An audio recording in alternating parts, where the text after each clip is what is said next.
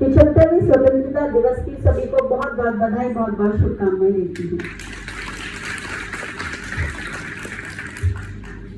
बहुत देर से मैं यहाँ बैठी सभी की गानों के गीतों के रूप में बातें सुन रही थी।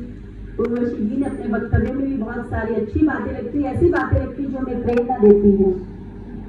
हमारे देश में लिखा गया एक एक गीत तिरंगे के ऊपर हमें प्रेरणा तो देता ही है, ऊर्जा भी प्रदान करता है। और क्योंकि आज मैं यहाँ पर आपके समक्ष बोलने के लिए उपस्थित हुई हूँ, तो मैं ये कहना चाहूंगी कि आप सभी लोग जो मेरे समक्ष यहाँ पर उपस्थित है, आप सभी लोग हनुमान जी हैं, शक्ति भूले बैठे हैं लेकिन बजरंग बली हैं। और मैं यहाँ आज आई हूँ ताकि आप लोगों को आपकी वो शक्ति, वो महाशक्ति याद दिला सकूं जो आप लोगों के अंदर है।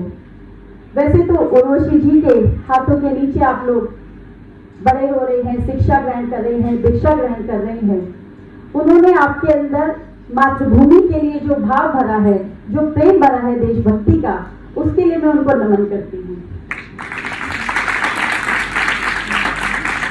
मुझे याद है जब मैं यूनाइटेड नेशंस में एज ए स्पीकर जाया करती थी, तब उस समय का वो दौर था कि जब हमें अपना वक्तव्य वहां पर अंग्रेजी में रखना पड़ता था। तब वहां मुझे जापान के एक मेरे मित्र मिले और उन्होंने मुझे कहा, वहां पर फ्रेंच बोलने वाले लोग भी थे पर वो इंग्लिश में भी बात करते थे, तो उन्होंने कहा कि जिस तरह से हम लोग अपना वक्तव्य, अपने देश की बात, अपने देश की कोई भी परेशानी यहाँ पर अपनी भाषा में रखते हैं, आप क्यों नहीं अपनी भाषा में रखती हैं? क्योंकि आपका जन्म हुआ है आजाद भारत में। आपने कोई गुलामी के समय में जन्म नहीं लिया कि आपको मजबूरी हो अंग्रेजी बोलो, अंग्रेजी यहाँ पर समझी जाए। हमारे यहाँ पर यूनाइटेड नेशंस में प्रावधान है कि जो जिस भाषा में बोलता है वो बोले, जो जिस भाषा में समझता है वो समझ सकता है। तब मुझे ऐसे लगा कि मेरे देश के अंदर जो हमारी मातृभाषा है उसी के अंदर सारी चीजें होनी चाहिए, क्योंकि ये देश विश्व का सबसे विकसित देश था। ये देश विश्व का वो देश था जो सबसे ज्यादा साइंटिफिकली बहुत आगे था। क्योंकि जब हम बात करते हैं भारत की कि भारत ने विश्व को क्या क्या दिया, तो मैं आपको बताना चाहूंगी कि सबसे पहले तो आप ये देखिए कि जितनी भी विश्व में सभ्यताएं हुई हैं, जितने भी सिविलाइजेशन हुए हैं, Chinese civilisation, Mesopotamian, Babylon, Inca, Maya, Turkey का, ऑटोमन एम्पायर देख लीजिए, जो भी आपको ध्यान में, इजिप्ट का, ग्रीस का, आज कहाँ है? लेकिन हमारी संस्कृति, हमारी सभ्यता वो सभ्यता है जो आज भी है, जो आदिकाल से चली आ रही है, जो वैदिक काल से चली आ रही है, जिसका इतिहास नसीब देख 2000 वर्ष पुराना, 5000 वर्ष पुराना, 10,000 से भी ज्यादा वर्ष पुराना इतिहास है हमारा। हम वो संस्कृति है, वो सभ्यता है जिसने विश्व को दिया है, क्योंकि हमने देना सीखा है। इसीलिए हमारा देश विश्व गुरु कहा जाता है। हमारे देश को एक कहा जाता है जो सभी को बांधकर जोड़कर रखता है। अपनी संस्कृति पर जरा गर्व करते हुए आप नजर घुमाकर देखिए, पूरे विश्व में जब आप इंडिया का मैप देखते हैं, उसके चारों तरफ आप जब देखते हैं कि ग्लोब जब घूमता है चारों तरफ से, आप अगर अमेरिका की बात करें तो अमेरिका में एक सड़क है मैसेच्यूसेट्स पे, वहां पर जब आप देखेंगे तो इंडोनेशिया की एम्बेसी के बाहर वहां माँ सरस्वती बैठी हैं और उनके सामने 3 बच्चे पुस्तक लेकर पढ़ रहे हैं। ये है हमारी सभ्यता। इंडोनेशिया विश्व का ऐसा इस्लामिक देश है, सबसे बड़ा इस्लामिक देश है, जहाँ की जो करेंसी है उस पर गणेश जी है। अभी हमने गणेश वंदना यहाँ पर की, गणेश जी को हम पूछ कर ही हर चीज की शुरुआत करते हैं, मगर वो हमारा देश नहीं, वो उनका देश है जिसकी करेंसी पर गणेश भगवान है। एक दंत कहा जाता है गणेश जी को, जानते हैं क्यों कहा जाता है? क्योंकि हमारे यहाँ पर सभी देवी देवता, सभी भगवान किसी न किसी बात को दर्शाते हैं, किसी न किसी चीज के प्रतीक हैं। जब आप अपने अंदर आध्यात्म की एक लॉ जगाते हैं और धीरे धीरे जब आप उस पर चलते हैं, उस लॉ पर चलते हुए आप जब अपना संपर्क दुनिया से खत्म करके आध्यात्म से जोड़ते हैं और त्रिनेत्र पे जब आपकी आंखें खुल जाती हैं अंदर से, तो इसका वो स्वरूप है कि आपका एक रास्ता बंद आपने कर दिया दूसरे रास्ते को खोलने के लिए। इसलिए एक दांत तोड़कर उनके हाथ के अंदर है, वो फेंका नहीं है। वो ये दर्शाता है हमें कि हम अपनी आध्यात्मिक यात्रा जब शुरू करते हैं, तो उस यात्रा को शुरू करने के बाद ये हमारे हाथ में कंट्रोल होता है कि हम अपने सांस लें या अपने सांस छोड़ें। क्योंकि शिव शंकर को, भोलेनाथ को हम अपने जीवन में जब देखते हैं, उनके स्वरूप से भी हम सीखते हैं। आदि योगी उन्हें कहा गया है जानते हैं आदि योगी क्यों कहा गया है? आप में से कोई बता सकता है? यही बात बताने आपको यहाँ आई है, यही सारी बातें, क्योंकि आदि योगियों में इसलिए कहा जाता है कि विश्व में जो भी योग साधना का मार्ग जिसने दिखाया है, हमारे शरीर के अंदर आप लोगों को एक शरीर दिखाई देता है, चलता फिरता है, जो पुतला आपको नजर आ रहा है, फिजिकल बॉडी, ये एक शरीर दिखता है, लेकिन ये 7 शरीर है। जानते हैं वो 7 शरीर क्या क्या है हमारे? पहला शरीर फिजिकल बॉडी, जिसे हम स्थूल शरीर कहते हैं। दूसरा शरीर हमारा, जब हम अपनी उम्र में, बचपन में 5 वर्ष की आयु से ऊपर जब हम हो जाते हैं, तब धीरे धीरे हमारे मन में जो भाव उत्पन्न होते हैं, इमोशंस उत्पन्न होते हैं, उसको कहते हैं एथरिक बॉडी, यानी कि हमारा दूसरा शरीर भाव शरीर।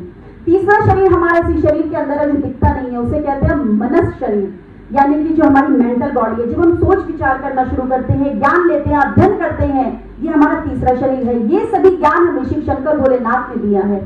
हमारा जो चौथा शरीर है वो है एस्ट्रल बॉडी। आपने सुना होगा कि कभी कभी आप किसी को बहुत दिल की गहराइयों से याद करते हैं और वो या तो उसका फोन आ जाता है या आपको मिल जाता है, या कुछ ही दिन पहले आपने अगर किसी के बारे में सोचा हो, अचानक से आपको कहीं ना कहीं वो व्यक्ति, वो चीज नजर आ जाती है। क्यों? क्योंकि आपने अपनी अंतरात्मा में ध्यान किया, सूक्ष्म रूप से उसका ध्यान लगाया। ये हमारा चौथा शरीर है। बहुत बार आपने लोगों को सुना होगा कि वो एस्ट्रल ट्रैवल कर लेते हैं। ये मजाक नहीं है, ये देश व भूमि, भारत की भूमि है जहां पर वाकई लोगों ने एस्ट्रल ट्रैवल किया है। और चौथा शरीर हमारा जब एस्ट्रल ट्रैवल है, तो 5वां शरीर सीधा हमें स्पिरिचुअल जर्नी पर लेकर जाता है, वो है आध्यात्मिक, जिसमें हम आध्यात्मिक अपना राह चुनते हैं, अपना आध्यात्मिक सफर तय करते हैं। 5वां शरीर हमारा जो है वो है कॉस्मिक बॉडी। जानते हैं कॉस्मिक बॉडी क्या है? हम लोगों ने अपने जीवन में देखा होगा कि हमारे देश के अंदर माताएं बहनें बिंदी लगाती हैं। क्यों लगाती हैं? स्कूल से आप कॉलेज में आए, बचपन से एक बात आपको सिखाई गई कि फोकस करो, कंसंट्रेट करो, पढ़ाई में ध्यान लगाओ। लेकिन क्या किसी ने आज तक आपको सिखाया फोकस कैसे करो? क्या ये बताया कंसंट्रेट कैसे करो? ये पता है आपको? जी बिल्कुल। जो हमारा यहाँ पर एक थर्ड आई है, शिव शंकर भोलेनाथ का जो त्रिनेत्र है, ये हम सभी के पास भी त्रिनेत्र है, बस हमें दिखता नहीं। वो दिखता है आध्यात्मिक यात्रा से। तो फोकस करने के लिए, कंसंट्रेट करने के लिए, चाहे आपकी शिक्षा हो, चाहे आपका कोई भी मार्ग, कोई भी फील्ड हो, उसमें जब आप फोकस करते हैं, वो तभी फोकस करते हैं जो आप यहाँ पर ध्यान लगाएं। ये ध्यान लगाने के बाद जो हमारा आखिरी शरीर है, जिसे हम चक्रों के माध्यम से सहस्त्रार चक्र में जब हम जाते हैं, तो हम इस दुनिया में रहते हुए परमात्मा बन जाते हैं। और ये सभी हमारे यहाँ पर समाधि लिए हुए गुरुजन, हमारे यहाँ समाधि लिए साधु संत, ये सभी लोग पूरा करते हैं, क्योंकि उनका कंट्रोल उनकी सांसों पर हो जाता है कि कब सांस लेनी है और कब सांस छोड़नी है। तो ये सिर्फ इस देश के अंदर संभव है। और आज योगा दिवस अगर विश्व मनाता है, तो ये हमारी धरोहर है। माननीय प्रधानमंत्री जी के आह्वान पर यूनाइटेड नेशंस ने एक बार में ही इतने सारे देशों की सहमति के साथ यूनाइटेड नेशंस ने जब पारित किया कि योगा दिवस 21 जून को मनाया जाना चाहिए, तभी हमारे देश की वजह से ही हो पाया। गर्व करना चाहिए हमें अपने देश पर, क्योंकि अपनी ताकत, अपनी शक्ति को हम भूले बैठे हैं। आज विश्व मना रहा है 2022, जॉर्जियन कैलेंडर के हिसाब से 2022 ही चल रहा है। लेकिन जानते हैं हम लोग कितने एडवांस हैं? हम लोगों का कौन सा सन चल रहा है? हम लोग चलते हैं संवत के हिसाब से, और हमारा जो संवत चल रहा है 2079, यानी कि हमारा 2079 हमारा संवत चल रहा है। और इससे भी पीछे अगर हम जाएं, युधिष्ठिर संवत जिसकी हम बात करते हैं, वो है 5260, और उससे भी पहला जब इस सृष्टि शुरू हुई थी, वो संवत जानते हैं आप कौन सा है? वो हजारों लाखों में नहीं है, वो करोड़ों में भी नहीं है, वो अरबों में है। आज केवल हिंदुस्तान, जिसे अगर हम अपनी साइंटिफिकली अगर हम उसकी बात करें, तो उसमें भी ये कहा जाता है कि एकमात्र ऐसा विश्व में देश है भारत, जिसके यहाँ पर गणना जब पृथ्वी की जाती है कि कितने वर्ष पुरानी पृथ्वी है, तो हमारे यहाँ ब्रह्म संवत चलता है। और ब्रह्म संवत की जो आयु है वो 1,97 करोड़, उसमें 97 करोड़ से भी ज्यादा उसमें आती है। तो ये सिर्फ हमारा देश है जो पहुंच पाया। और आज कॉस्मोलॉजिस्ट ये बताते हैं कि सिर्फ भारत ऐसा देश है जो 2 अरब के आसपास पहुंच चुका है, बाकी और कोई विश्व में पहुंच नहीं पाया, जबकि पृथ्वी की आयु उनके अकॉर्डिंग 4 बिलियन बताई जाती है, 4 बिलियन ईयर्स। और जब हम साइंटिस्ट की बात करते हैं, गैलीलियो को जानते हो, 1633 में फांसी दी जाने लगी थी। किस बात पर दी जाने लगी थी? उन्होंने कहा था धरती गोल है, अब वो उसके सन के चारों तरफ घूमती है, बाकी चर्चे। बिल्कुल बिल्कुल सही। गैलीलियो को ये कहकर उनको फांसी दी जाने लगी थी कि उन्होंने ये कहा था कि जो हमारे यहाँ पर कहा जाता है बार बार कि सूर्य पृथ्वी के चारों ओर चक्कर लगाता है, ये बात गलत है। जबकि भारत को तो ये आदिकाल से पता है कि पृथ्वी सूर्य के चारों ओर घूमती है, क्योंकि विश्व को जो बात अब पता चल रही है वो हमें सालों से पता है, वो हमें न जाने कितने हजारों वर्षों से पता है। अगर धरती अपनी धुरी पर चलती, क्योंकि हम सभी जानते हैं, भारत के जो लोग हैं, अब तो खैर विश्व भी जानता है कि 23.5 डिग्री पर धरती घूमती है। अगर धरती अपनी धुरी के हिसाब से घूमती पूरी तरह से सेंटर में, तो जो सूर्य की किरणें अगर इक्वेटर पे पड़ती तो वो इतनी तपिश वहां पर पैदा हो जाती कि नॉर्थ पोल साउथ पोल तो जम जाते और इक्वेटर के पास का सारा एरिया रेगिस्तान बन जाता। लेकिन इस तरीके से उसको बनाया गया है कुदरत ने कि जब पृथ्वी घूमती है 23.5 डिग्री की टिल्ट होने के बाद, तो वहां पर जो उसकी धुरी है, उसके बाद हम लोगों को इतने वर्षों से पता चला है कि जब दक्षिणायन से उत्तरायण की तरफ सूर्य जाता है तो तब हम मकर संक्रांति मनाते हैं। हमारे वेदों में लिखा है, हमारे पुराणों में लिखा है, हमारे यहाँ सब जगह लिखा है कि पृथ्वी सूर्य के चारों ओर घूमती है, पृथ्वी गोल है। मगर उन लोगों को ये पता था पृथ्वी चपटी है, उन लोगों को ये पता था कि पृथ्वी सीधी आड़ी टेढ़ी, न जाने पृथ्वी के क्या क्या रूप वो निकालते थे। पर जो बात हमारी इतने वर्षों से जानी हुई है, वो बात उन लोगों को आज पता चली है। एक बात की आपको बात बताती हूँ, क्योंकि 12वीं शताब्दी में नालंदा को ध्वस्त कर दिया गया था, जला दिया गया था, हमारे ज्ञान को मिटाया गया था। लेकिन उसके बावजूद भी हमारे देश के अंदर 18वीं शताब्दी तक भी पूरे विश्व के सबसे ज्यादा स्कूल कॉलेजेस गुरुकुल के रूप में 7,32,000 थे। इतने बड़े तादाद में हमारे यहाँ पर जब गुरुकुल थे, इतना ज्यादा इंटेलेक्ट था, इतना ज्यादा ज्ञान का भंडार था, तो हमारे यहाँ जानते हैं कि किसी परंपरागत तौर पर हमारे यहाँ लोगों को स्टील बनाना आता था। आज क्योंकि मैं साइंस की स्टूडेंट रही हूँ, तो मैं आपको बताना चाहूंगी कि मेटलर्जी के डिपार्टमेंट में भी अगर आप जाएंगे, थ्योरेटिकली आपको पता होगा, लेकिन वैसे आप जानते नहीं होंगे कि स्टील किस तरह से बना जाता है। और हमारे यहाँ एक गांव के अंदर दबा कुचला से व्यक्ति भी उस समय पर जानता था स्टील कैसे बनाया जाता है, क्योंकि मध्य प्रदेश में सरगुजा नाम की एक जगह है, वहां पर 10,000 कारखाने उस समय पर थे जब स्टील बनाया जाता था। और जब ब्रिटिश सरकार ने अपने यहाँ से विलियम एडम्स को 1920 में भारत भेजा, तुम जाओ भारत में सर्वे करके आओ कि उनका ज्ञान क्या है, उनके यहाँ पर कैसी मैन पावर है, टेक्नोलॉजी क्या है, वो कैसे इतना ज्यादा समृद्ध देश है। तो जब यहाँ पर विलियम एडम आया, उसने वहां पर जिस तरह हमारे यहाँ पर लोकसभा है, जिस तरह हमारे यहाँ पर राज्यसभा है, ऐसे ही ब्रिटेन में हाउस ऑफ कॉमन्स है, हाउस ऑफ लॉर्ड्स है। तो वहां की जो आर्काइव्स है, वहां की जो लाइब्रेरी है, वहां पर जो दस्तावेज रखे हुए हैं, उन दस्तावेजों के ऊपर ही सारा सर्वे करने के बाद, उनको निकलवाने के बाद ही हमारे देश में जब ये पता चला है कि वो लोग भी हमारे यहाँ से सर्वे करके गए थे और उनको हैरानी हुई थी कि आज भी मध्य प्रदेश के अंदर ऐसे लोग कहीं कहीं पर मौजूद हैं जो उस समय पर विश्व का सबसे बढ़िया स्टील बनाते थे। क्योंकि मैं महरौली की रहने वाली हूँ, महरौली के पास मेरा गांव रजौली दिल्ली में पड़ता है, तो एक बात आपको बहुत खास बताना चाहूंगी। वहां पर एक ऐसा खंबा है कि जो उस स्टील का बना है जिसपे आज तक इतने वर्षों से जंग नहीं लगा, और वो स्टील मेरे देश का स्टील है। तो ऐसी टेक्नोलॉजी हमारे यहाँ पर थी, इतनी बड़ी बड़ी हमारे यहाँ पर विज्ञान के सब्जेक्ट्स पढ़ाए जाते थे। सभी लोगों ने शकुंतला जी का नाम भी सुना होगा, बहुत लोग जानते होंगे, पीछे मूवी भी एक आई थी। जानते उनको क्या आता था? वो कैसे 10 डिजिट्स की कैलकुलेशन कर लिया करती थी, वैदिक मैथ। ये हमारे देश की धरोहर है जो पूरे विश्व में किसी के पास नहीं है, और आज भी उन लोगों के पल्ले नहीं पड़ता, उनको समझ नहीं आता। क्यों? क्योंकि हमारे यहाँ से निकला है, हमारे बच्चे पढ़ लेते हैं, समझ लेते हैं, कैलकुलेशन विद इन सेकंड्स को उंगलियों पर फिंगर्स पर ऐसे कर लेते हैं जैसे कितनी बड़ी बड़ी कैलकुलेशन उनको दी जाए, जैसे इनके अंदर दिव्य शक्ति हो। ये हमारे देश की धरोहर है। हमारे यहाँ पर धर्म से, वेदों से ज्ञान को जोड़ा जाता है, लेकिन उनके यहाँ पर ये सब चीजें नहीं है।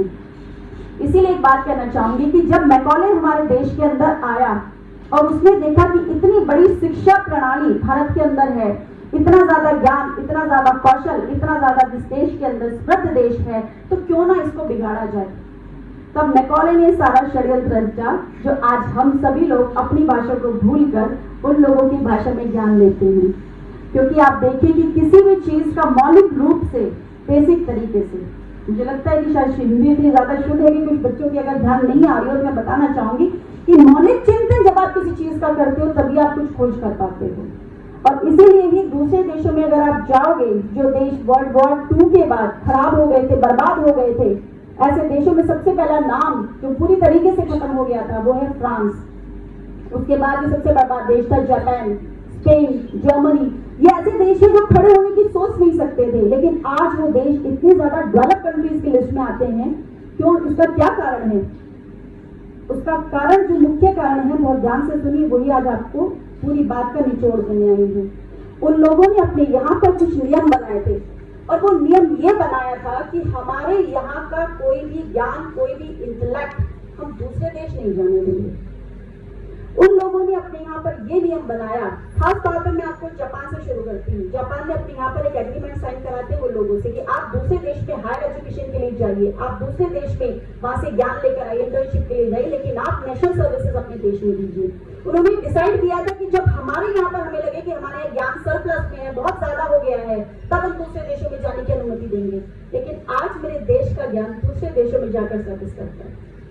आप यहाँ पर वो खोज कर सकते हैं, आप यहाँ पर वो चीजें पैदा कर सकते हैं, आप यहाँ पर अगली पीढ़ी को देकर जा सकते हैं, लेकिन आप लोग वहां पर जाने की सोचते हैं, जिसे हम अमेरिका कहते हैं। जो अभी अमेरिका का जन्म तो अभी कोलंबस ने किया, हम लोग तो कब से हैं। हमारा देश वो देश है कि जिसकी सभ्यता, जिसकी संस्कृति पूरे विश्व में इतनी ज्यादा मजबूत है कि अगर आप लोग कभी थाईलैंड गए होंगे और पुराने राजा का आपने महल देखा होगा, तो वहां पर ये कहा जाता है कि राजा को हम संबोधित जो करते हैं रामा 10th के नाम से करते हैं, किंग रामा 10th। जानते हैं क्यों? क्योंकि विष्णु का अवतार मानते हैं अपने राजा को। और वहां पर जो उनके महल के चारों तरफ, पुराने महल के चारों तरफ 256 गरुड़ लगे हैं, वो हमारी सभ्यता है। वो इसलिए लगे हैं क्योंकि विष्णु जी का वाहन था। सभी लोग जानते हैं विष्णु जी का वाहन गरुड़ था, इसीलिए हमारे देश की सभ्यता बहुत दूर दूर तक फैली है। जानते हैं बलूचिस्तान हमारा हिस्सा हुआ करता था, वहां के लोग हिंदुराज माता को पूजते हैं और कहते हैं भारत माता की जय, क्योंकि उनके मन में भी भारत माता है, उनके मन में भी तिरंगा लहराता है। वो अपने आपको पाकिस्तान का हिस्सा नहीं मानते, वो कहते हैं हम पाकिस्तानी नहीं हैं, हम लोग तो हिंदुराज माता को पूजने वाले लोग हैं। इसी तरह झारखंड में भागेश्वरी को पूजा जाता है। और साउथ कोरिया का हमसे बहुत गहरा रिश्ता है, क्योंकि साउथ कोरिया के लोग अयोध्या को अपना ननिहाल मानते हैं, और वो ननिहाल अयोध्या को इसलिए मानते हैं कि वहां पर रत्ना सूरी जो उनकी राजकुमारी, राजमाता जिन्हें कहा गया है, वो अयोध्या की बेटी थी।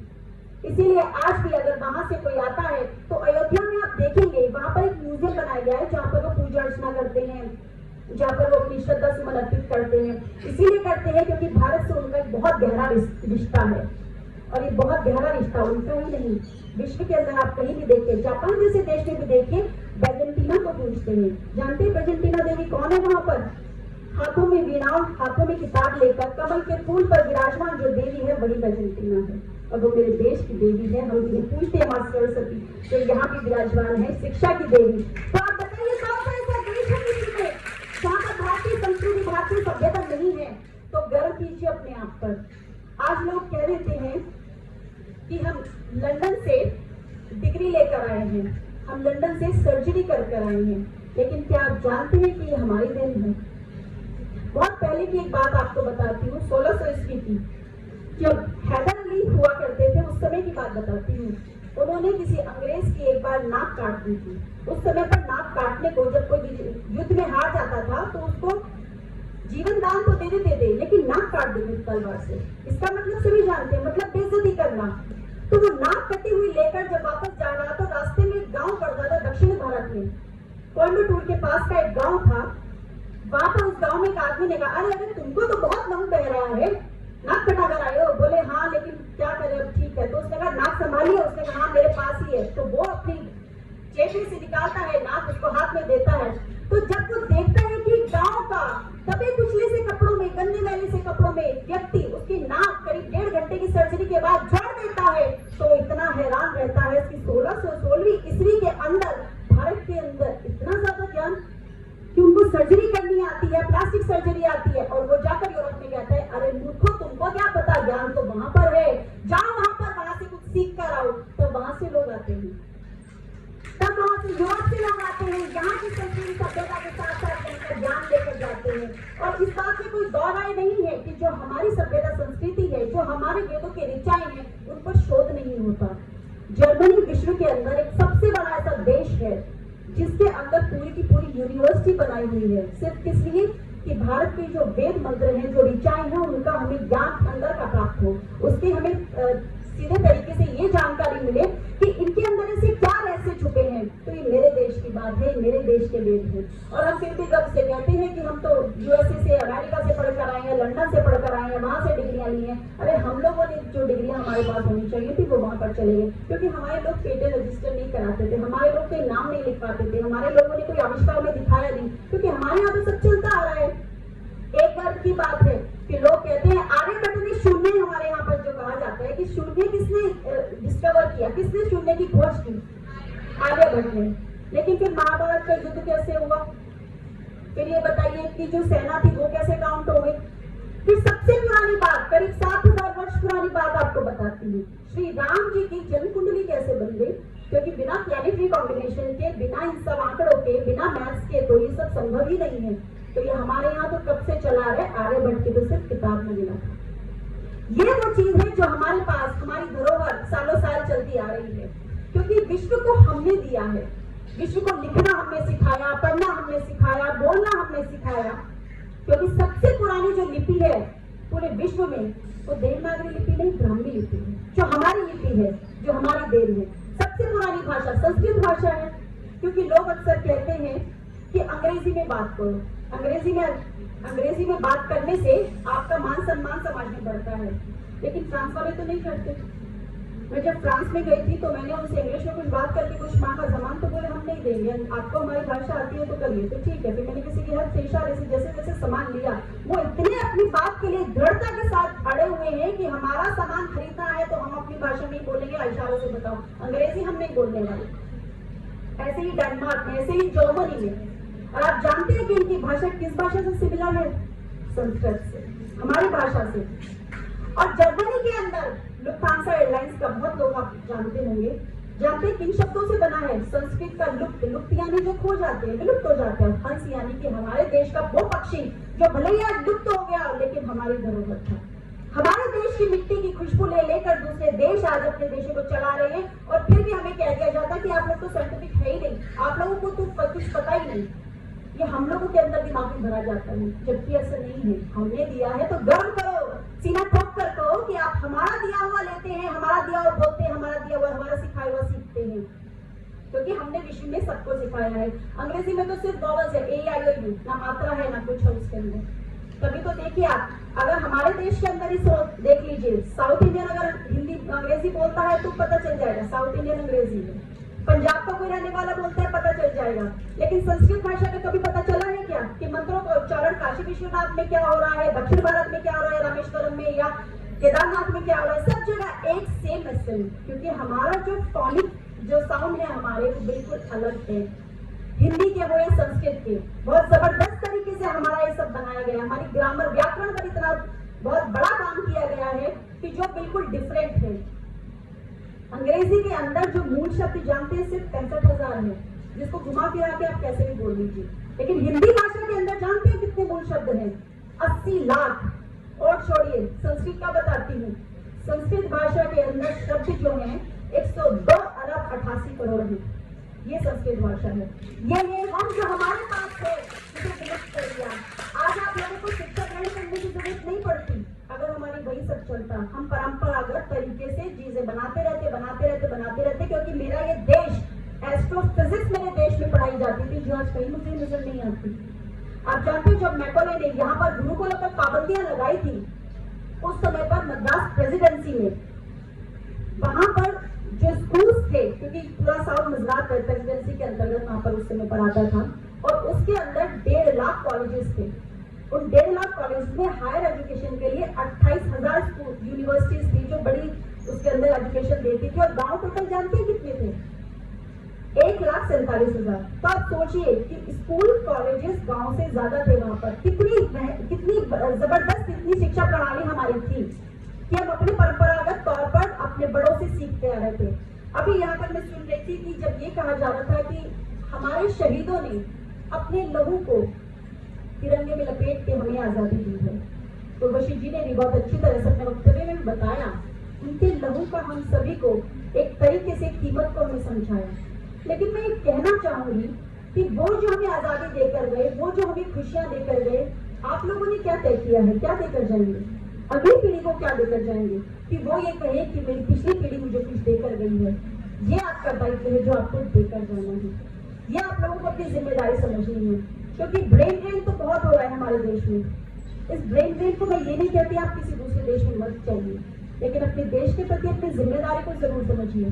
जो आप बाहर कर सकते हैं उससे ज्यादा आप यहाँ कर सकते हैं, क्योंकि जो खोज आप अपना मौलिक चिंतन करके अपनी मातृभाषा, अपनी राष्ट्रभाषा, अपनी भाषा में कर सकते हैं, वो आप दूसरी भाषा में कितना पढ़ लेंगे, कितना ज्ञान ले लेंगे, कितना समझ लेंगे, क्योंकि बेस तो हिंदुस्तानी है आपका, क्योंकि मिट्टी तो आपके अंदर यही की है। तो मैं ज्यादा समय नहीं लूंगी, क्योंकि मुझे भी आगे कार्यक्रम में जाना है और आप लोग भी ज्यादा बोर नहीं हो जाए, क्योंकि आगे के लिए भी बहुत कुछ छोड़कर जाऊंगी, आती रहूंगी आपके बीच में।